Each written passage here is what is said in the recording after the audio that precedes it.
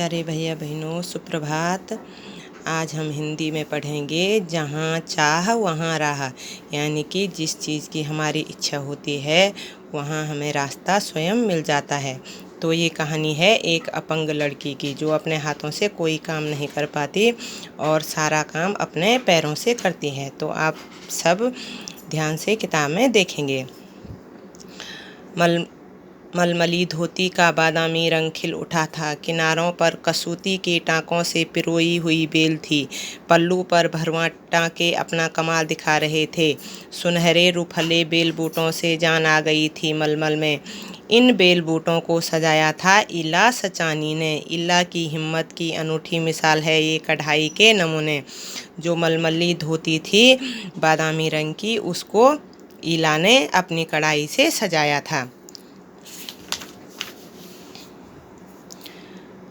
26 साल की इला गुजरात के सूरत ज़िले में रहती थी। उसका बचपन अमरेली ज़िले के राजकोट गांव में अपने नाना के यहाँ बीता। सांझ होते ही मोहल्ले के बच्चे घरों से बाहर आ जाते। कुछ मिट्टी में आड़ी तिरछी लकीरें खींचते, कुछ कनेर के पत्तों से पिटी बजाते, कुछ गिट्टे खेलते, कुछ इधर उधर से टूटे फूटे घड़ों के ठीकरे बटोरकर पिट्ठू खेलते। जब इन खेलों से मन भर जाता तो पेड़ की डालियों पर झूला डालकर ऊंची ऊंची पेंगें लेते और ऊंचे स्वर में एक साथ गाते, कच्चे नीम की निंबोरी सावन जल्दी आइयो रे। तो सभी बच्चे क्या करते हैं, अलग अलग तरह के खेल खेलते हैं। अब देखो, इला गाने में तो उनका साथ देती पर उनके साथ पेंगे नहीं ले पाती। मतलब अपने हाथ से कुछ नहीं कर पाती थी वो।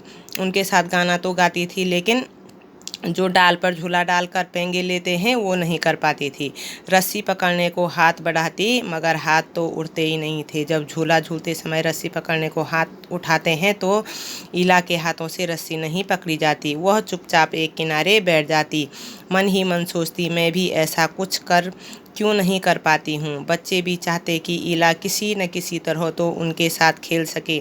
कभी कभार तो वह पकड़ाई और विष अमृत के खेल में शामिल हो जाती। साथियों के साथ जमकर दौड़ती मगर जब धप्पा करने की बारी आती तो फिर निराश हो जाती, क्योंकि उसके हाथ क्या थे, अपंग थे। उसके हाथों से कुछ भी काम नहीं हो पाता था। हाथ ही नहीं उठेंगे तो धप्पा कैसे देगी। वह बहुत कोशिश करती पर उसके हाथों ने तो जैसे उसका साथ न देने की ठान रखी हो। इला ने अपने हाथों की इस जिद को एक चुनौती माना। उसने वह सब अपने पैरों से करना सीखा जो हम हाथों से करते हैं। उसने सारा काम अपने पैरों से करना सीख लिया। दाल भात खाना, दूसरों के बाल बनाना, फर्श बुहारना, कपड़े धोना, तरकारी काटना, यहाँ तक कि तख्ती पर लिखना भी उसने अपने पैरों से सीख लिया। उसने एक स्कूल में दाखिला ले लिया। दाखिला मिलने में भी उसे परेशानी हुई। कहीं तो उसकी सुरक्षा को लेकर चिंता थी, कहीं उसके काम करने की गति को लेकर।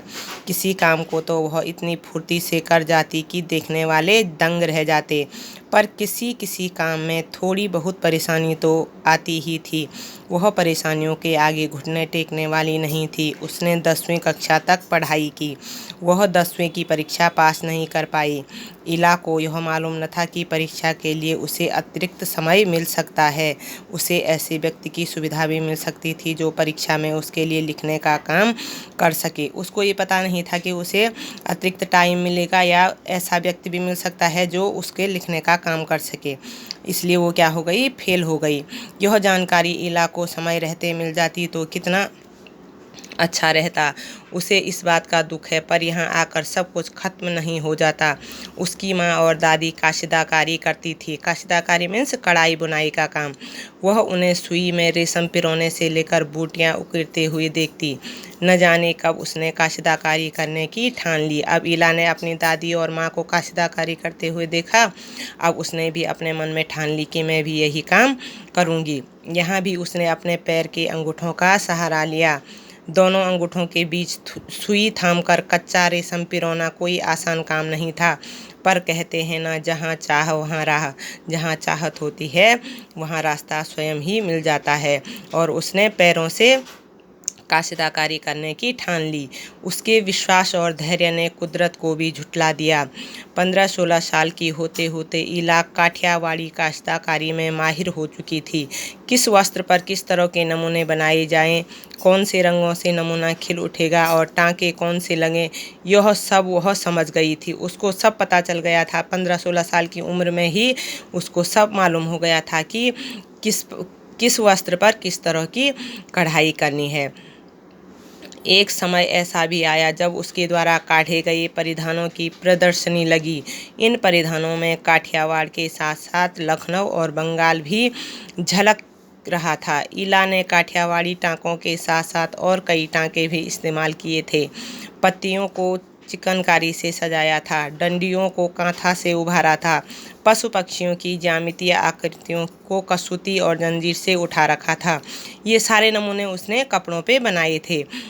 पारंपरिक डिजाइनों में यह नवीनता सभी को बहुत भाई। सभी को उसके डिजाइन बहुत अच्छे लगे।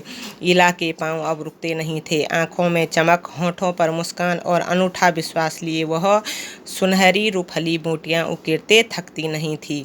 वह अब सारा काश्तकारी का काम, सारा कढ़ाई बुनाई का काम अपने पैरों से करती थी और अपने विश्वास और सुनहरी रूपहली बूटियां उकेरते वह क्या थकती नहीं थी। वह अपना काम बड़े ही विश्वास से करती थी। इसलिए कहते हैं जहाँ चाह वहाँ राह। जहाँ चाहत होती है, जिस काम को करने की ठान लेते हैं, वहाँ रास्ता स्वयं मिल जाता है। तो आप सभी इसके प्रश्नोत्तर लिखे हैं, उनको अपनी अभ्यास पुस्तिका में लिखेंगे।